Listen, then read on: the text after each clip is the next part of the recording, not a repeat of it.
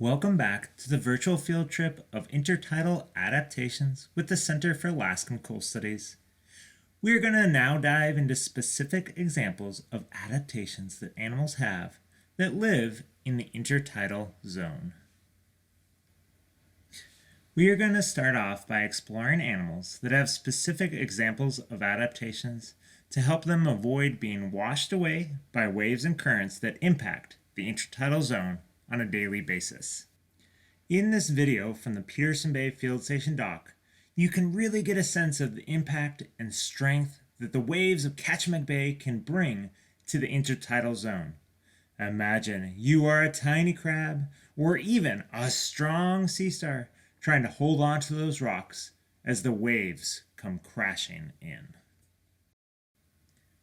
Let's take a look at the tube feet of this true sea star.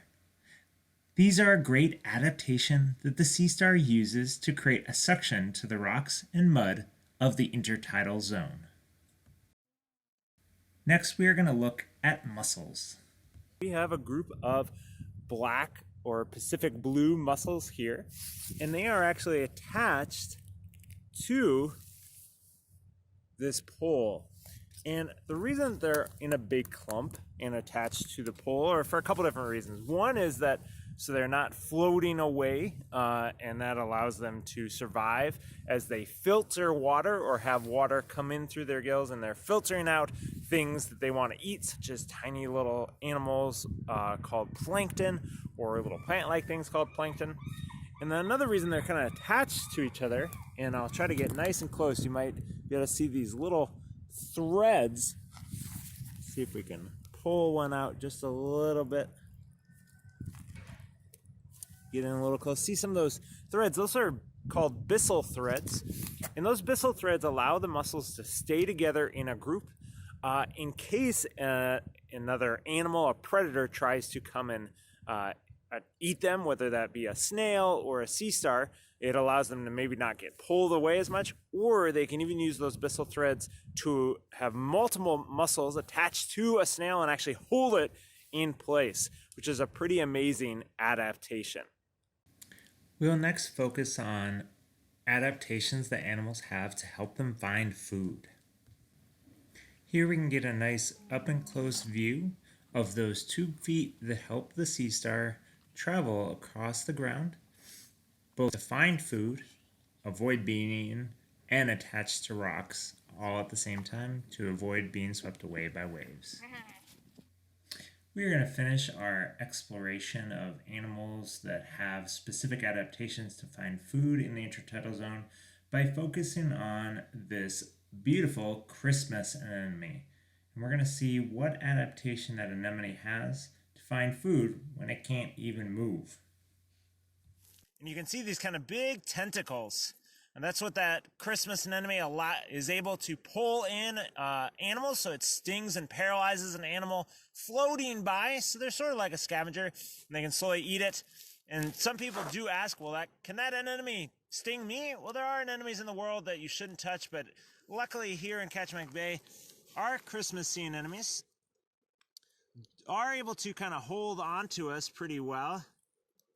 But our skin is thick enough that they are not able to impact me, though I would recommend never licking an anemone, as your mouth is not quite as strong. So you can see it is holding on. It would love to try to pull me in and eat me, but luckily that's not going to happen today. And Christmas anemones are one of the animals we are able to touch in the intertidal zone, but we always practice beach stewardship guidelines of being very gentle and always returning the animals to where we find them. Now we are going to watch these amazing barnacles eat. How are they eating, you might ask? You can see their feathery foot darting out into the water, pulling in particles of anything that might wash by. A pretty amazing adaptation when you really can't move. We are now going to look at adaptations that intertidal zone animals have to avoid being eaten. You may look at these creatures and wonder, what in the world are these things? These are umbrella crabs. And what you will notice about these crabs is that they have the hard outer umbrella-like carapace or shell that helps protect them from predators, and is an excellent example of an adaptation that helps these animals live in the intertidal zone. Here we have another example of an adaptation that helps or assists an animal in avoid being eaten in the intertidal zone.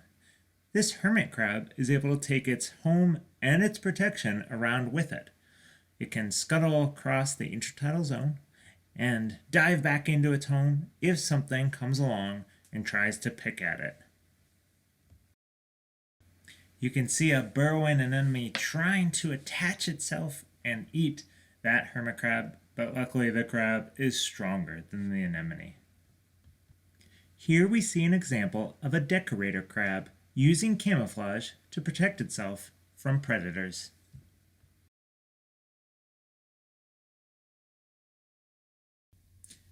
Can you find the well-camouflaged decorator crab in this tide pool?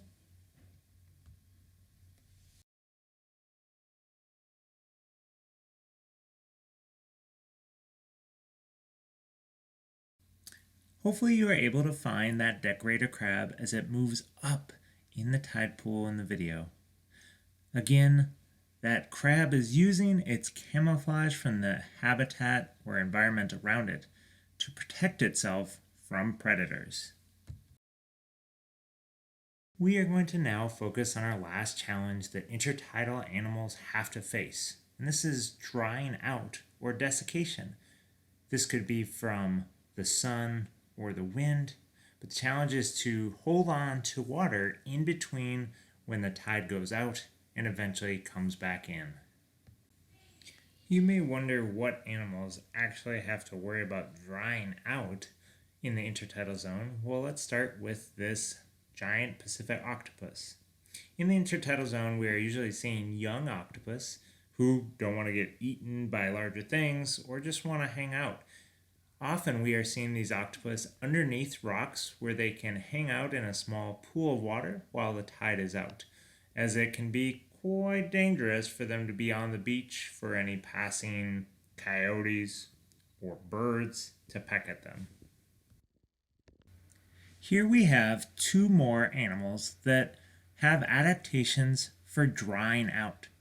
This Christmas anemone often attaches itself to the underside of rocks or in tide pools so that it is able to be in water while the tide is out. That is the same for this gunnel that often has to be underneath rocks in the mud so that it's able to be in that wet, cool mud and not be out in the sun and air while the tide is out. Thank you again for joining the Center for Alaskan Coast Studies as we explored adaptations that animals have to live in the intertidal zone. Now join us for our next episode.